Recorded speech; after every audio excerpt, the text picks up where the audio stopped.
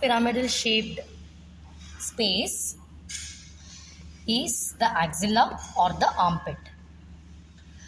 This axilla presents an apex which is directed towards the root of the neck. This forms the base of the axilla, which is concave and directed downwards. This wall forms the anterior wall of axilla, and this is the posterior wall. The upper part of the chest forms the lateral wall of axilla, and here is the lateral wall of axilla where both the anterior and the posterior walls are converging. Apex is directed upwards. So when we take a cross section of the apex, it is triangular, which is bounded in front by the clavicle here, behind by the superior border of scapula, and medially here we can feel for the outer border of first rib. So this apex is also called as the cervico-axillary canal because we can see the structures from the root of the neck. It enters into the axilla. So here the structures are. This is the axillary vein. Posterior to it we can identify this is the axillary artery here, and the cords of brachial plexus. So these structures are enclosed by the axillary sheath. Along with this, we can also see the long thoracic nerve that descends on the serratus anterior muscle, supplying it. And then there are efferent lymphatic vessels.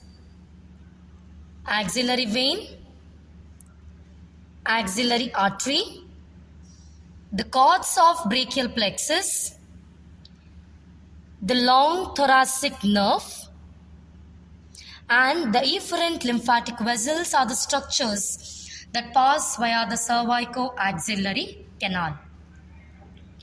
Now this is the base of axilla. Base of the axilla, it extends or it is bounded in front by the anterior. So this is the anterior axillary fold, which is formed by the lower border of pectoralis major muscle. This forms the posterior axillary fold. The posterior axillary fold is formed by two muscles. This is the latissimus dorsi, and this muscle we see, this is the teres major muscle. Remember that the anterior wall is different from the anterior axillary fold. Likewise, the posterior wall is different from the posterior axillary fold. Anterior axillary fold that is formed by lower border of pectoralis major muscle, whereas the posterior axillary fold that is formed by latissimus dorsi and the teres major muscle. This is about the base.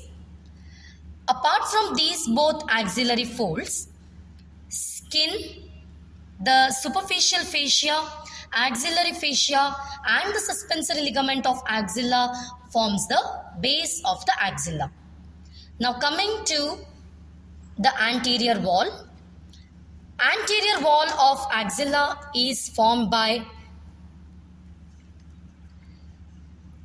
let's reflect the structures one by one that forms the anterior wall. First comes the skin, the superficial fascia, the axillary fascia, pectoralis major muscle, the pectoralis minor, subclavius, and a strong sheath of fascia that stretches between the pectoralis minor and the subclavius.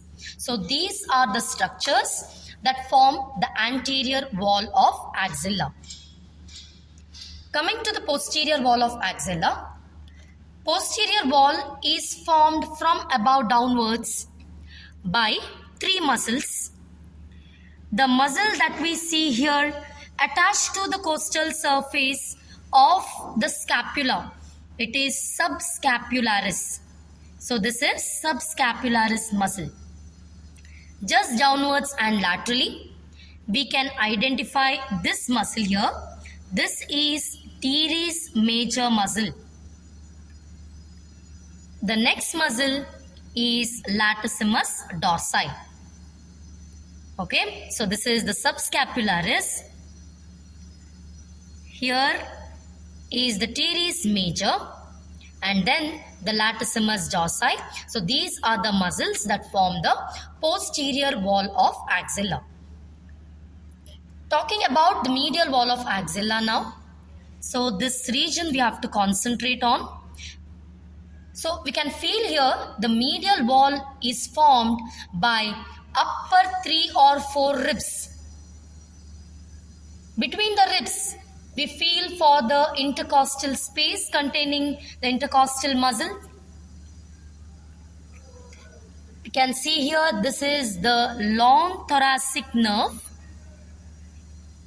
And one more structure that is called the undivided lateral cutaneous branch of second intercostal nerve.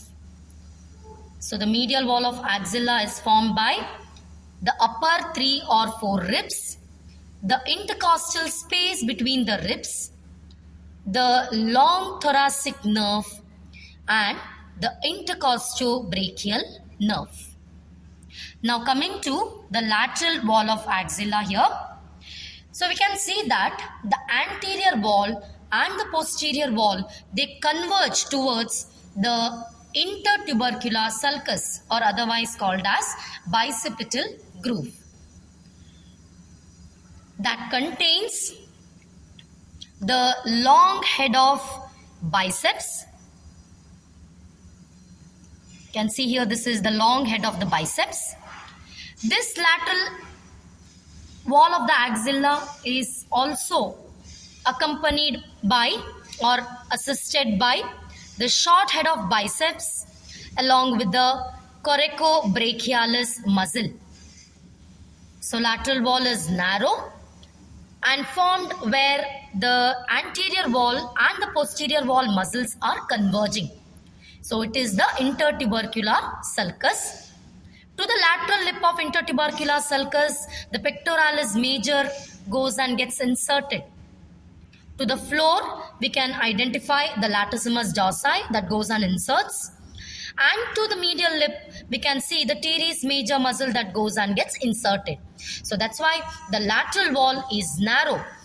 And we can see the long head of the biceps as a content running in the intertubercular sulcus. Assisted by that, it is the short head of biceps here and the coracobrachialis muscle. So this completes the boundaries of the axilla.